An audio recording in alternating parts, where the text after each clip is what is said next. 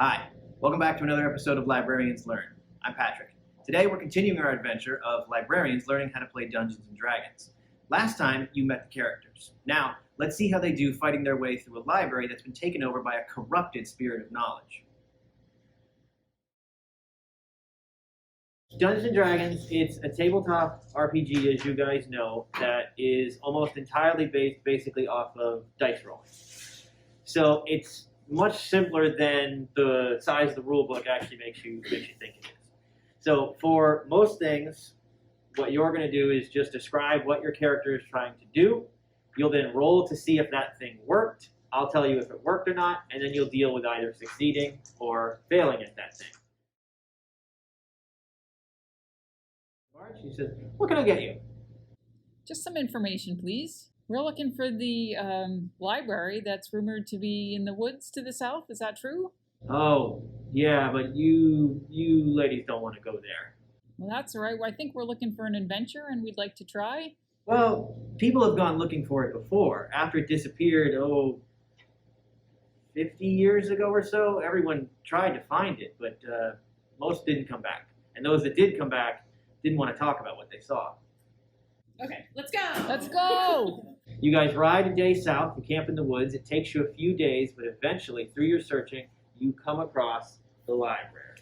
All right, stealthily open the door. You gently push on the door and immediately stop. I'm gonna lead us forward, and I'm going to be the first one through that door. You slowly begin to push the door wide. You hear the twang of bows as the first arrow comes whizzing through the door, hitting the gnome. Oops. Let's close that door. Let's just close it up. The black goblin is going to take aim at the wood elf, but he's so angry, he's sloppy. He's just firing wildly. So he only does 14 against your AC. Doesn't hit. Doesn't hit? Doesn't hit. All right. Shot goes wild. I think I'm gonna stab him with my dagger. Yeah, we'll see. Stab. Yep.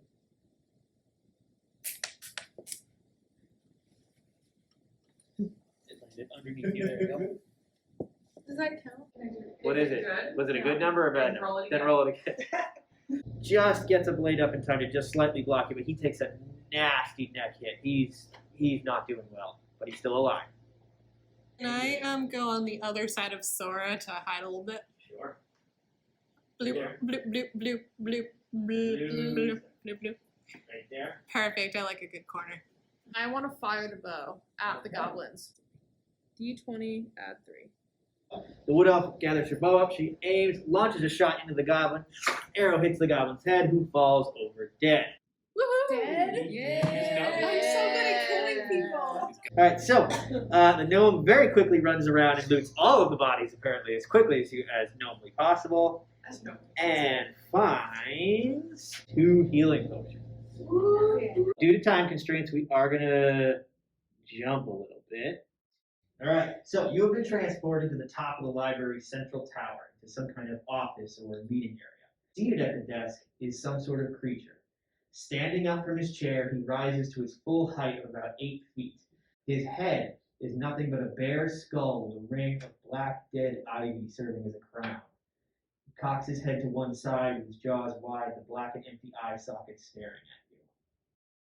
I'll stealth into the room. It's a 1. I don't think Luckily- stealth is our thing. Do I trip and fall and get a boo-boo? At least? Yeah, there we go. Okay. The monster roars in anger at you. Let's attack this demon, guys! Light him up, Dragonborn! The dragon brings a breath of fire. The monster takes damage, you take damage, and the gnome is just straight up on fire. I have 3 health. I want to use my shield of faith for this one over here who's bleeding. Okay? Jessica, you get +2 AC. +2. All right. Back to the other room. Yeah, just give me in. Can I get into that room? All right, but like stay behind Sora because I'm there for support. But this isn't my fault. Skull, it swings around and goes. So he's back here, and the bubble has now reformed, and the books are once again being sucked off the shelf and disappearing into the shield. Can I knock over the candlestick? Sure. The books. Danger! Push that over. Alright, I'm gonna set that on fire. All right. Do I have to roll for that? No, not really. You're just pushing it straight over. So the candelabra goes over, and this area now begins to be engulfed in flame as the books begin to burn. And is he reacting at all to that? No. So you're just setting fires.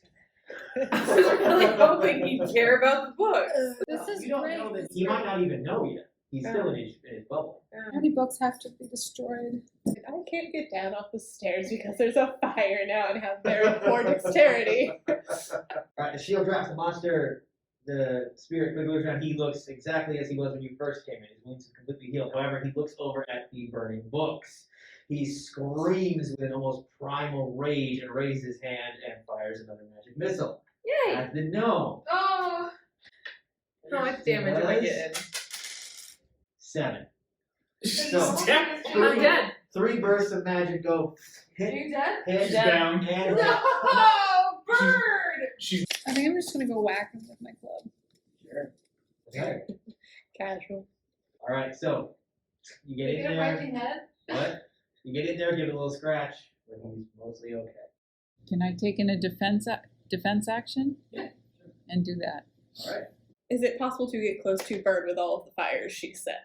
Oh yeah, you're gonna try and save the gnome, right? Yeah, I'll save the gnome again. I have full health again, guys. Yay! The gnome is And I back up. lived. I'm gonna launch an arrow at the monster. All right, 6 damage. He's not looking good.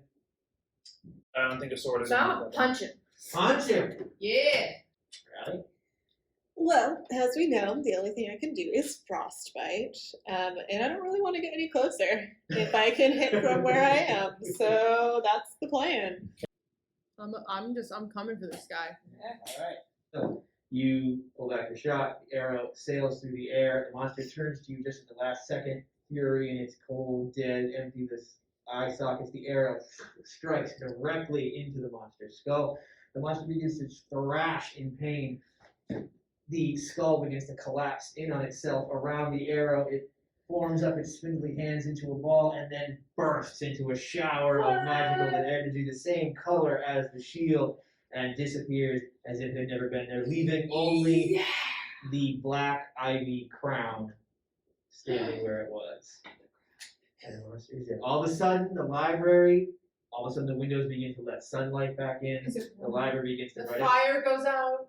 The fire's still burning, but the cold feeling that was in the library that is all gone. The library is once again warm I warmed it up. as the You burnt books. Book as burn. the evil that has infested the library just disappeared. We saved the library, guys. We did Yeah. it. It's still We on fire. did it. We put out the fire